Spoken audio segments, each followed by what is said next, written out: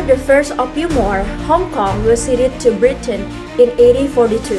Over time, the colony expanded to include Kowloon and the new territories. Under British rule, it flourished economically but lacked democracy.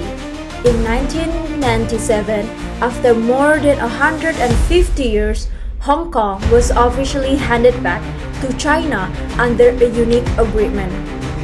To ease the transition, China introduced the concept of one country, two systems. It means Hong Kong would return to China but retain its own laws, freedoms, and capitalist system, except in foreign and defense affairs. This framework was meant to last for 50 years. There was optimism in 1997. People hoped Hong Kong would enjoy high autonomy, democratic values, and civil rights. The goal was to preserve its unique system while being part of China until at least 2047. However, over time, the Chinese government increased its influence. Electoral rules tightened, dissent was suppressed, and Beijing's control over media and education raised alarm.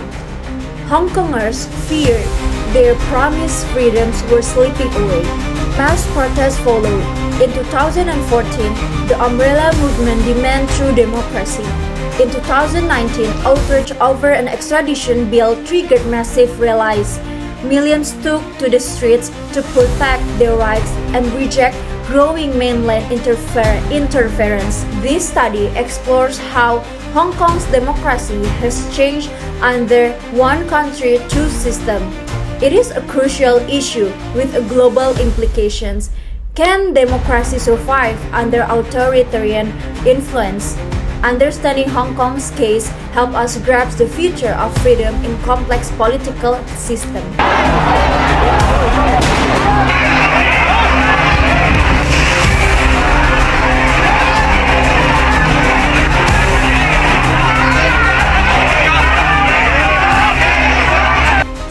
We will directly move to the discussion part, and here I will explain about the implementation and violation of one country two system principle in Hong Kong.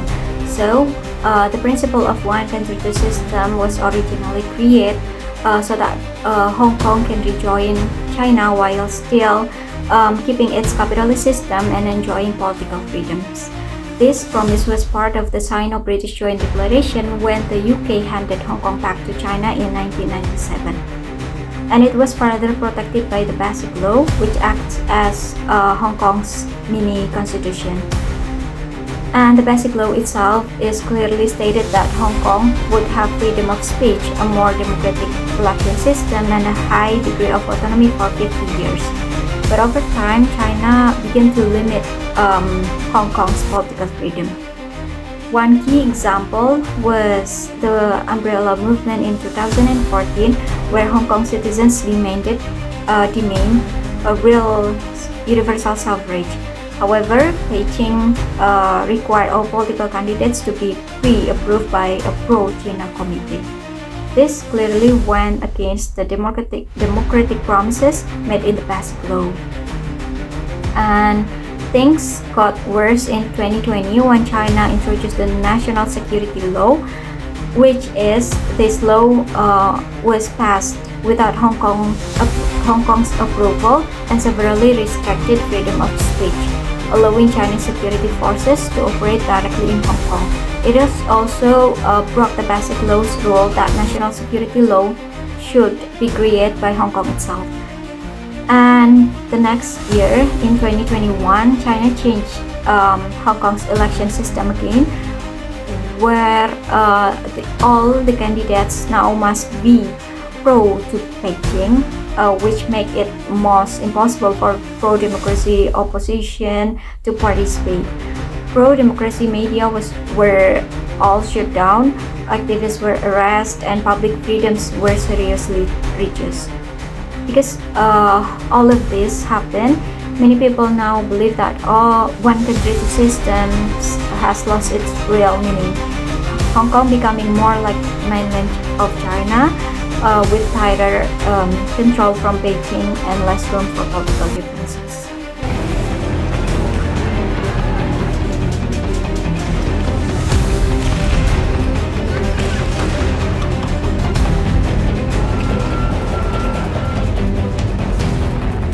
Oh yes, after we hear a brief explanation about what happened in Hong Kong legal system, especially in one country, two system principle in Hong Kong, I would like to explain more about how could that system make or cause a lot of demonstration and civil violence in Hong Kong.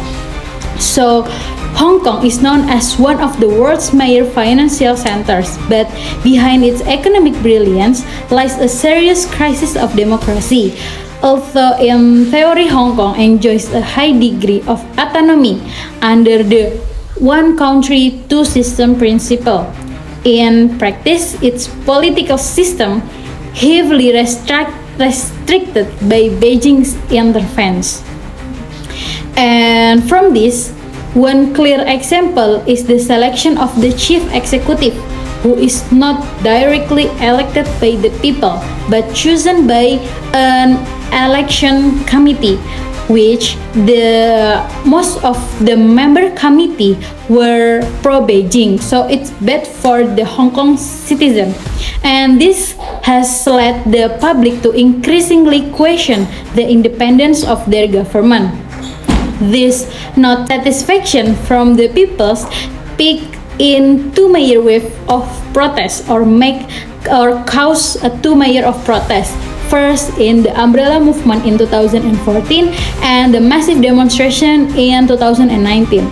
The umbrella movement called for a more democratic election process, while the 2019 massive protests were sparked by the extradition bill, which was feared to threaten civil liberties and pave the way for human rights violations. Unfortunately, the government responded with strong repression, not only through physical violence but also through the national security law, which was such a broad definition that even criticism can be deemed a threat. And the impact from that is so significant. Society has become polarized between pro-democracy and pro-Beijing groups. Many intellectuals and journalists have fled, and academic and press freedoms have come under pressure. Although Western countries like the US and the UK have issued the criticism and offered support, Beijing's policies remain unchanged. This crisis shows how the clash between authoritarianism and democratic aspirations can reshape not only local politics but also global dynamics.